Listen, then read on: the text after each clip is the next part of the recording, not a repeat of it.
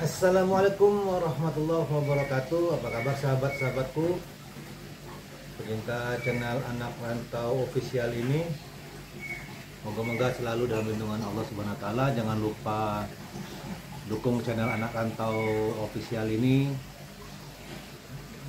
Moga-moga kita mendapatkan pemimpin yang amanah yang dapat memberikan perubahan terhadap bangsa ini ke depan. Ini ada berita yang lagi rame, yang lagi viral. Apa tujuan KIB dibentuk, Koalisi Indonesia Bersatu itu dibentuk. Ini kita ada berita dari wartaekonomi.co.id. Kita bacakan beritanya dari wartaekonomi.co.id. KIB dibentuk untuk jegal Anies menuju Pilpres 2024. Relawan, biarlah rakyat yang jadi pengadil. Warta Ekonomi Jakarta Habil Marati, mantan Bendahara Umum P3 era Hamzahas, mengatakan bahwa KIB dibentuk untuk mencegal Anies Rashid Baswedan menuju kontestasi Pilpres 2024.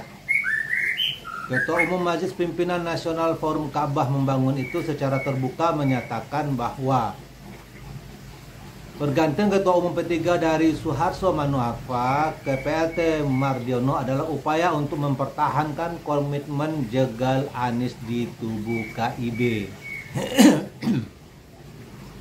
Mungkin itulah jawaban mengapa Kemenkumham begitu cepat menerima penggantian Ketum P3. Habil Marati menyampaikan itu dalam wawancara dengan Hersubeno Arif dalam channel YouTube Hersubeno Point.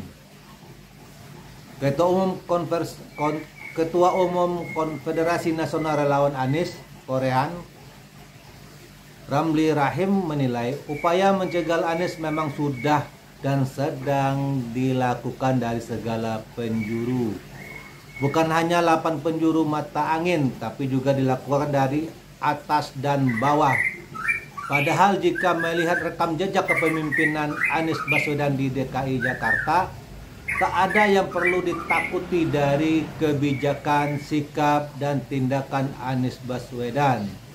Anies tak lebih hanya membangun rasa keadilan, bertindak untuk kesetaraan, yang memaksakan terkadang harus berpihak pada kelompok rakyat kecil. Namun tetap berpedoman pada regulasi yang ada.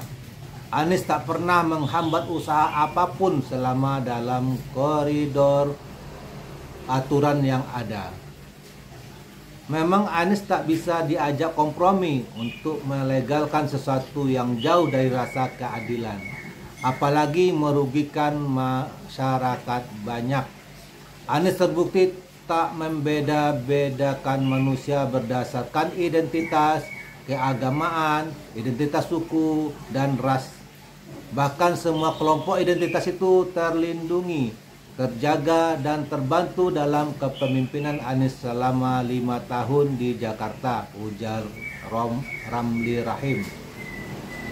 Sejatinya, lanjut dia, demokrasi itu melahirkan pemimpin terbaik.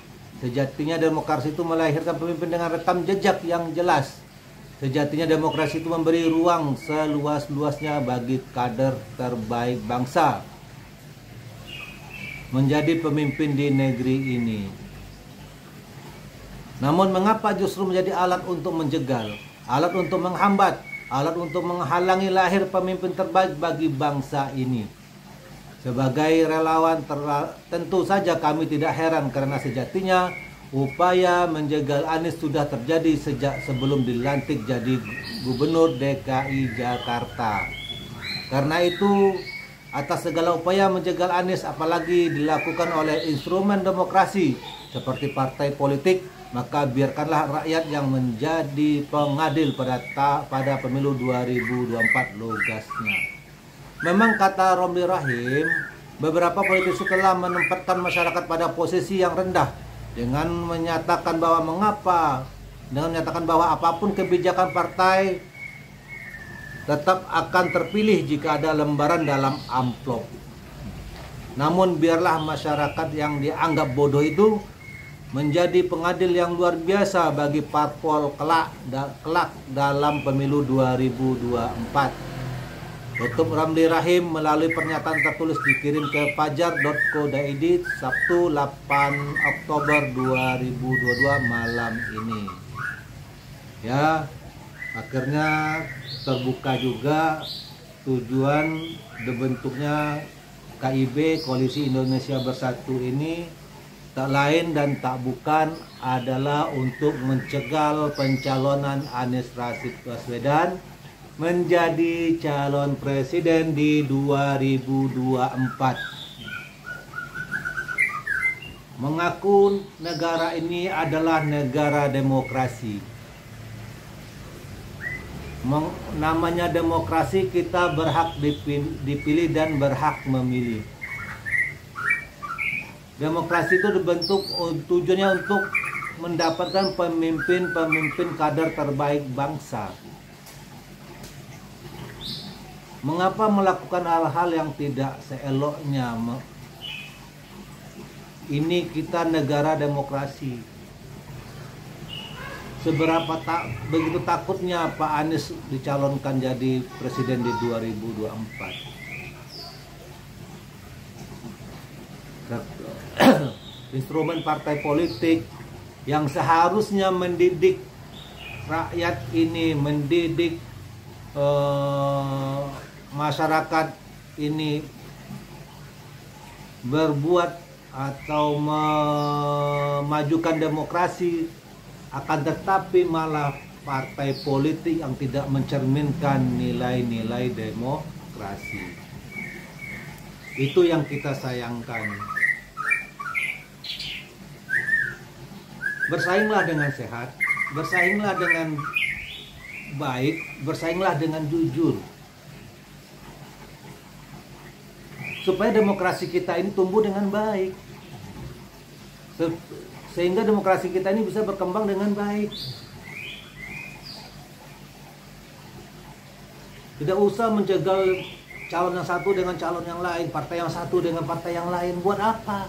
Tujuan kita ini adalah untuk memajukan bangsa, mensejahterakan rakyat.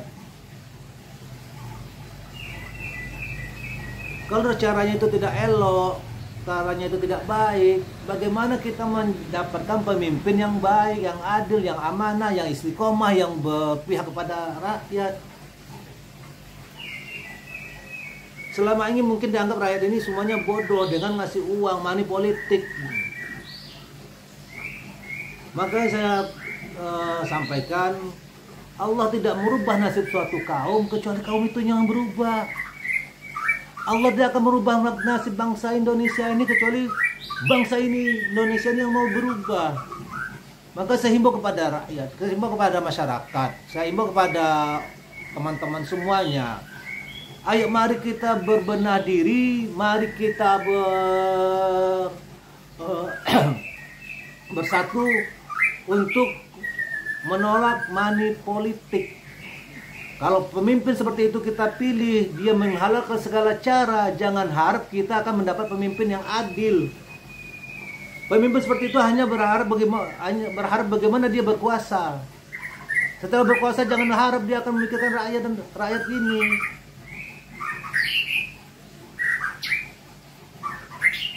Ayo kita tolak money politik. Dari kita dulu yang berubah sebagai pemilih, sebagai masyarakat, sebagai rakyat, sebagai warga, dari kita dulu yang berubah.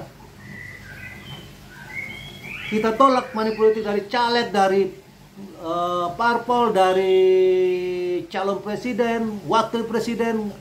Apabila ada yang bermain money politik, kita tolak bahwa calon pemimpin seperti itu tidak mengajarkan kita mendapatkan pemimpin yang baik. Mereka dengan segala cara menghalalkan segala cara untuk bagaimana mereka berkuasa. Ayo teman-teman semuanya, ayo para masyarakat, Jangan harap bangsa ini berubah kalau kita sebagai warga, sebagai rakyat, sebagai masyarakat tidak berubah. Jangan gara-gara kita dikasih uang 50.000, 100.000, 200.000 milih calon pemimpin seperti itu. Jangan. Mereka sudah mengajarkan kita tidak baik. Mereka sudah mengajarkan kita tidak benar. Gimana dia jadi pemimpin nanti? Dia akan menghalalkan juga segala cara demi kepentingan pribadi dan golongannya. Ada pemimpin, calon presiden 2024, Pak Anies Rashid Baswedan. Kita lihat rekodnya di Jakarta seperti apa dia memimpin di Jakarta ini. Kebijakan-kebijakan apa yang dibikin di Jakarta ini. Secara suku, secara ras, secara agama, tidak ada yang dibeda-bedakan. Kenapa para aktor politik sebegitu takutnya menjegal Pak Anies menjadi calon presiden? Oke, kita tetap dukung partai-partai yang mencalonkan Pak Anies menjadi calon presiden di 2024. Kita harus berbenah diri, kita harus introspeksi diri, kita harus merubah diri. Karena Allah tidak akan merubah nasib suatu bangsa kalau bangsa ini nggak mau merubahnya. Jangan harap kalau dari kita sebagai pemilih, sebagai warga, sebagai rakyat, sebagai masyarakat, kita nggak mau merubah, kita nggak mau menolak money politik. Biar kita akan dapat pemimpin yang amanah, biar kita dapat pemimpin yang adil, biar kita dapat pemimpin yang memberi perubahan lebih baik bangsa ini, biar kita dapat pemimpin yang berpihak kepada rakyat, biar kita dapat pemimpin yang menghargai pandangan berbeda suku, berbeda agama, berbeda ras, berbeda pendapat.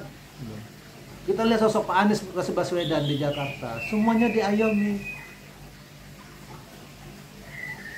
Prestasi-prestasi beliau di Jakarta kita lihat sendiri.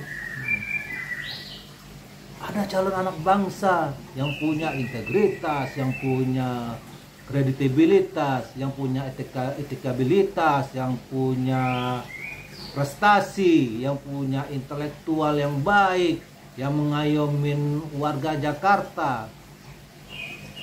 Kenapa harus dicegal? Berarti ada sesuatu yang ditakutin dari Pak Anies menjadi calon presiden di 2024. Oke teman-teman, tetap semangat, dukung terus channel Anak Rantau Official ini agar kita mendapatkan pemimpin yang baik, yang adil, yang amanah, yang istiqomah, yang berpihak kepada bangsa dan rakyat Indonesia. Terima kasih teman-teman. Wassalamualaikum warahmatullahi wabarakatuh.